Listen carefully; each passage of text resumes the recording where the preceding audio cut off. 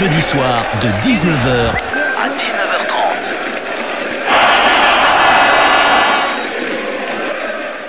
Allez, bonsoir à tous. Nouvel épisode, nouvelle émission 100% CO. On respire mieux du côté du Castres Olympique grâce à cette victoire à Agen. Ces 5 points qui font énormément de bien. Prochaine échéance, c'est Pau. Réception samedi 20h30 au stade Pierre Fabre. On vous fait gagner vos places pour la réception de Pau. Vous envoyez par SMS Castres au 7 17 18. Castres au 7 17 18. Vous gagnez vos places. Tribune au Rui, cocktail, VIP, tout. On vous fait la totale sur 100%. Nos invités ce soir, on reçoit, c'est un habitué, il est à la maison quasiment, c'est Mathias Roland, le directeur du Castres Olympique. Bonsoir Mathias. Bonsoir Cyril, bonsoir à tous. Et puis on reçoit également, lui aussi c'est un habitué parce qu'il est venu une paire de fois, Antoine Tichit. Salut Antoine. Salut, ça va? Ça va, merci. Alors c'est surtout à toi, c'est aussi pour ça qu'on t'a fait venir, on voulait te poser la question Antoine. On sait que t'es blessé, il y a eu une opération, où est-ce que tu en es actuellement, comment tu vas?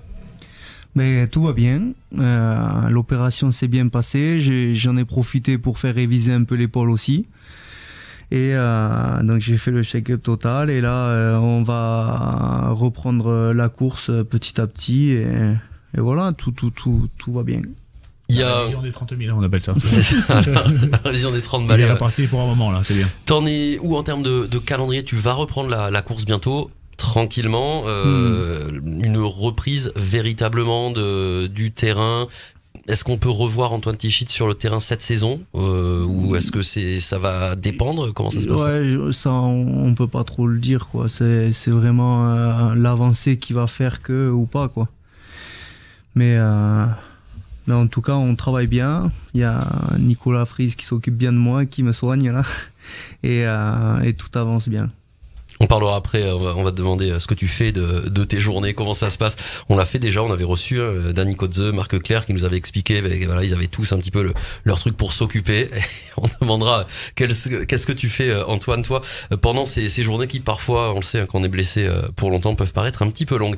Mathias, je me tourne vers toi, on t'a vu à la télé sur le terrain à l'issue de la rencontre contre Agen. On a senti énormément de joie du côté du staff, du côté de l'équipe, un véritable soulagement. Donc on respire un petit peu mieux au CO. Oui, enfin sur le terrain, juste pour taper dans le dos des joueurs. Oui, à la fin, on t'a pas vu pendant la rencontre. Je suis le meilleur quand je fais pas grand chose. Non, un soulagement oui, mais un soulagement, c'est même pas un soulagement, c'est une joie tout simplement, mais c'est 5 minutes en fait. C'est 5 minutes de joie et puis après... c'est ce qu'a dit très justement Mauricio après le match, qui a été rappelé par le président à l'arrivée des joueurs à Castres, c'est que il faut de suite basculer sur Pau parce que on a connu une grosse mésaventure face au Racing, il faut surtout pas l'oublier. Ces 27-0 ont été une véritable humiliation à un moment qui aurait dû nous permettre de sortir la tête de l'eau. Donc il faut absolument que ce match nous serve.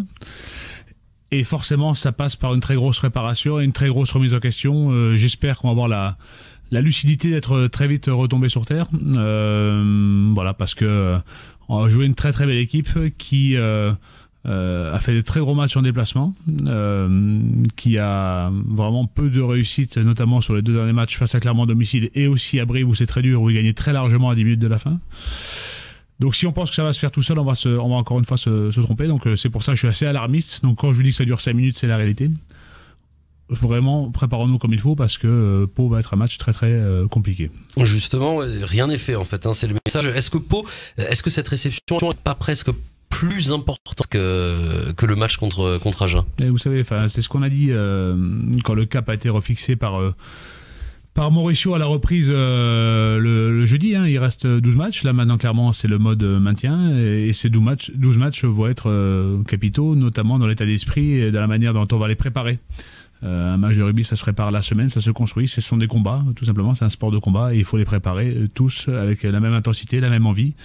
Donc oui, Agen était important mais il n'était pas décisif. Bien évidemment qu'on est content d'avoir pris 5 points. Après, si ça n'avait pas été le cas, qu'il y aurait un autre résultat, il aura fallu batailler contre Pau et remettre le bloc de chauffe chaque week-end. Donc, quoi qu'il arrive face à Pau, il y aura encore une fois rien de définitif. Il y a eu une belle histoire autour de ce match que j'ai bien aimé aussi.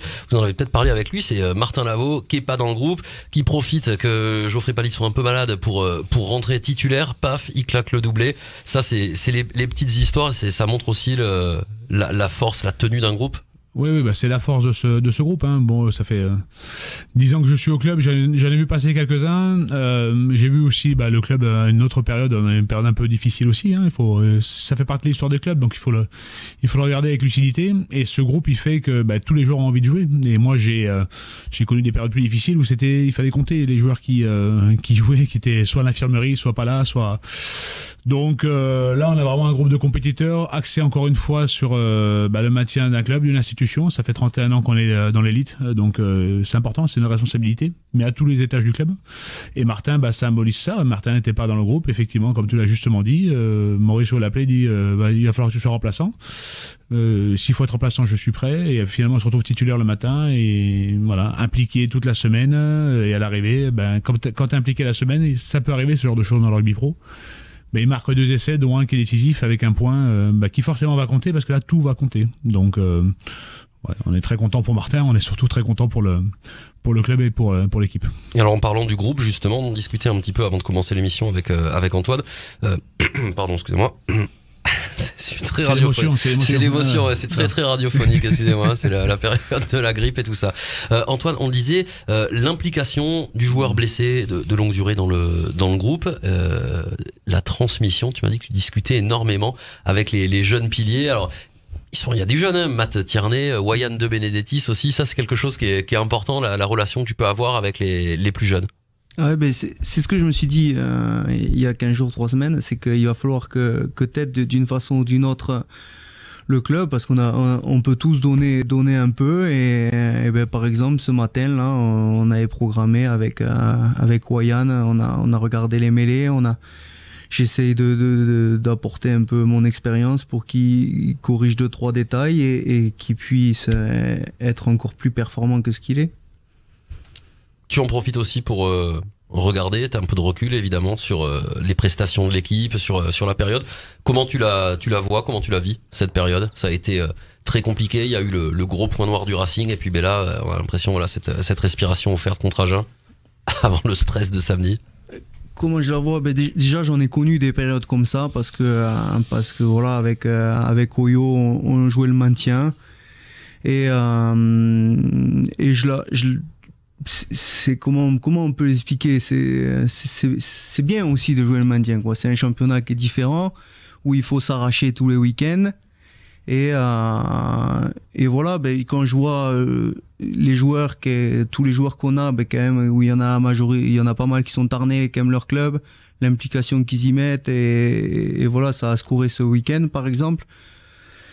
Ça me fait penser que voilà, je suis pas inquiet, quoi. Et à Oyonnax, on avait une équipe aussi qui aimait son club et j'ai une petite anecdote, c'est qu'on sortait de 2 défaites à la Piole, on était 14e du top 14 à mi-championnat et finalement on s'était réunis comme on l'a fait ici, on s'est parlé, on a commencé à regagner les matchs et au final à la fin de la saison on joue un barrage à Toulouse, donc ça serait dérisoire de dire aujourd'hui qu'on va pouvoir faire un barrage, mais en tout cas, c'est la preuve, ça va vite. Ouais. Ça va très vite, et puis je ne sais pas ce que vous avez fait, quoi. Mathias, dans ce contexte-là, tu prépares quand même, toi et l'équipe, vous préparez aussi la saison prochaine, les recrues, les contrats, tout en ne sachant pas encore s'il y aura le maintien, s'il va être acquis rapidement ou pas. On imagine que ça aussi, ce sont des paramètres, c'est-à-dire qu'au-delà du sportif, il y a la vie du club qui se poursuit, et ça, on imagine que ça doit pas être les moments les moins compliqués actuellement. Non, mais déjà, il n'y a pas de moment compliqué dans un club. Hein. Il n'y a que des solutions à trouver. Et on a le bonheur d'être au Castres Olympique, qui est un club magnifique, avec des vraies valeurs, et qui plaît. Et le Castres Olympique a une super image. Et forcément, c'est un secret de polichinelle. Hein. Les joueurs le savent. Un recrutement, ça se prépare. Et ça fait un moment qu'on s'y attelle. Parce que ce qui est important, c'est la pérennité du club. Hein. À ce niveau, cette saison, mais aussi sur les années à venir. Donc, on travaille bien évidemment. Et voilà. Et ce que je peux vous dire, sans révéler de quoi que ce soit de secret, c'est qu'on a une excellente image et que les joueurs veulent venir au CO.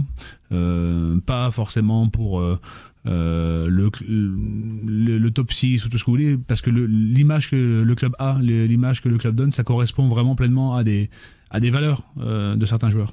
Après, la trame de tous ces entretiens, c'est le point de départ, c'est-à-dire voilà, on va voir si toi tu es fait pour venir au CO.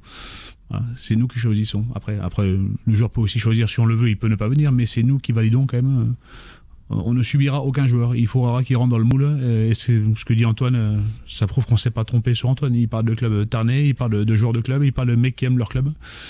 Il nous faudra des joueurs qui correspondent à ça. En même temps, ça fait un petit moment que t'es là, Antoine, donc j'espère quand même que le club s'était pas trompé. On s'en serait aperçu avant quand même. Non, mais il n'est pas arrivé par hasard, Antoine, et c'est ce qu'on appelle vraiment la définition de l'Olympien. Et ce qu'il a dit tout à l'heure, ça correspond parfaitement. Il va voir Dominitis pour l'expliquer les mêlées.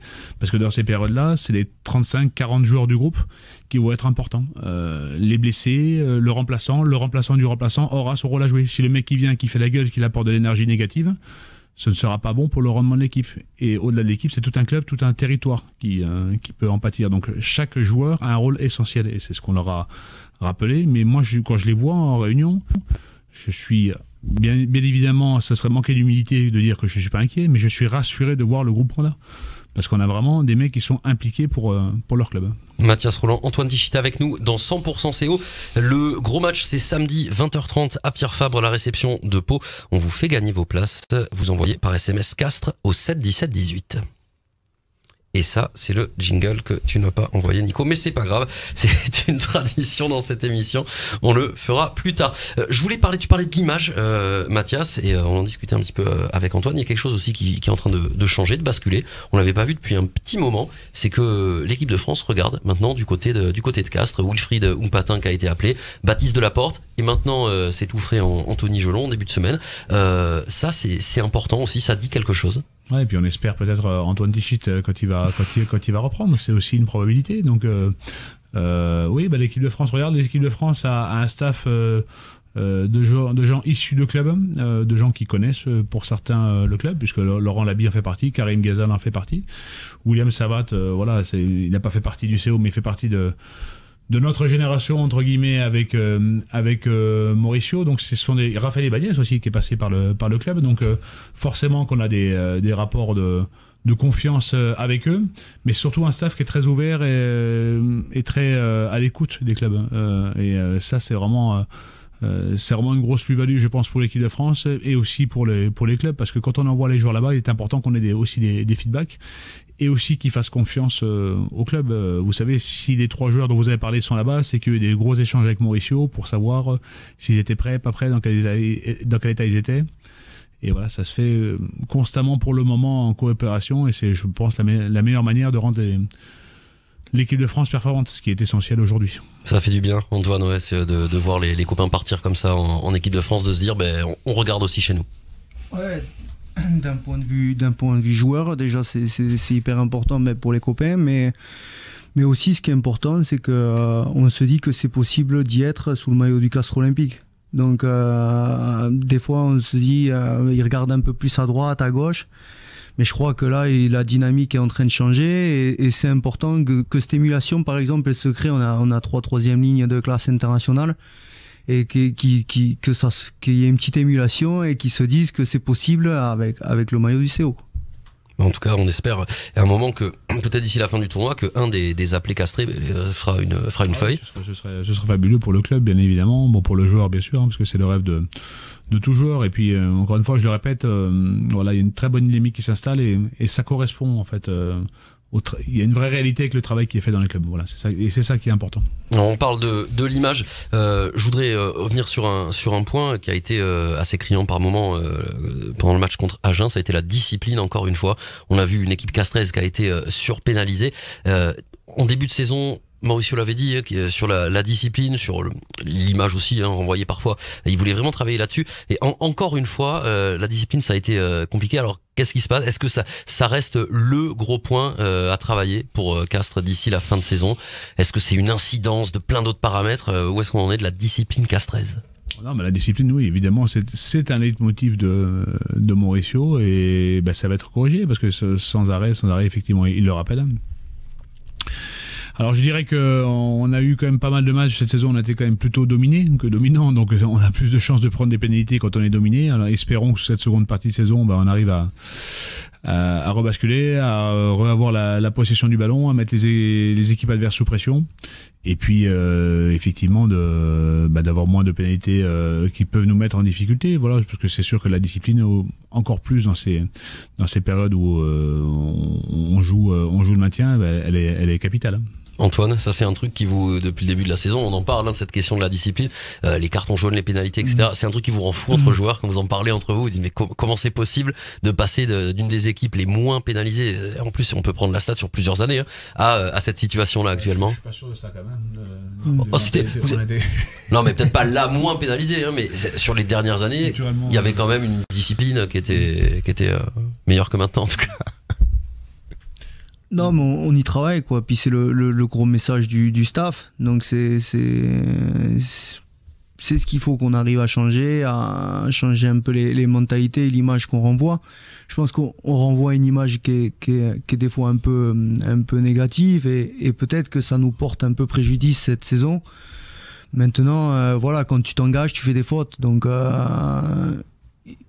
il faut être très discipliné, mais il faut aussi s'engager. Donc moi, quand je vois l'équipe qui tape fort comme ça le week-end, voilà, je préfère qu'elle tape fort, qu'elle fasse des fautes, mais c'est clair que il faut être très discipliné et le rugby moderne demande ça.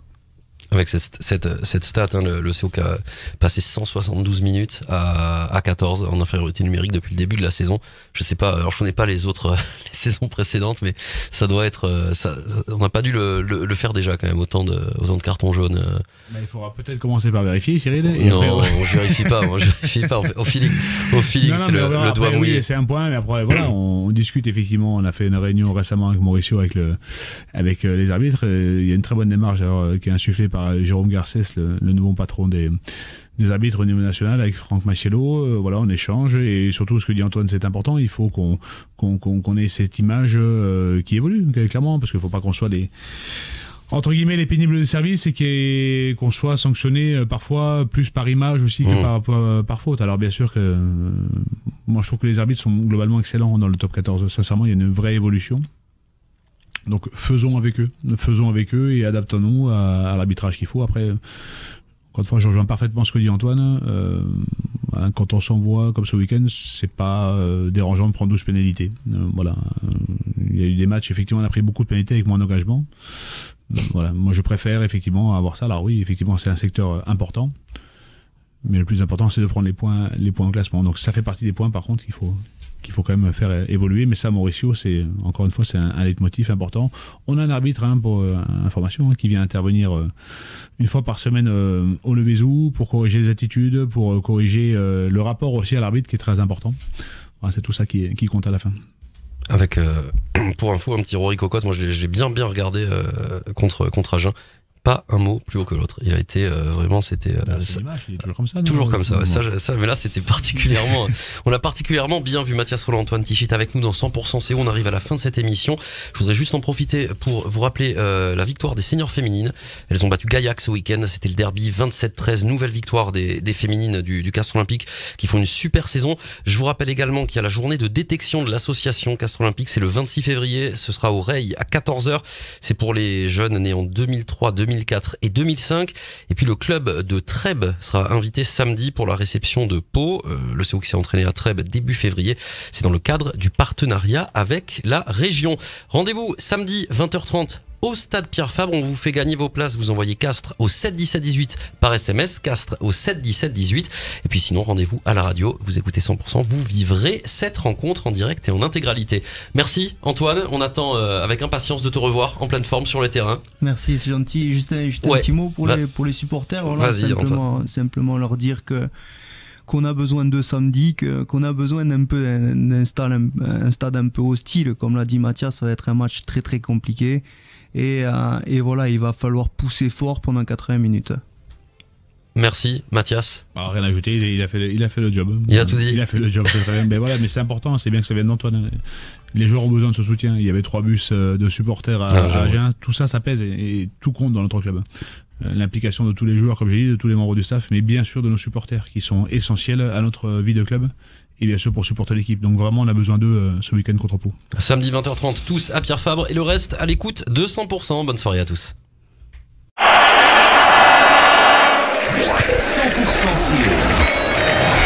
tous les jeudis soirs de 19h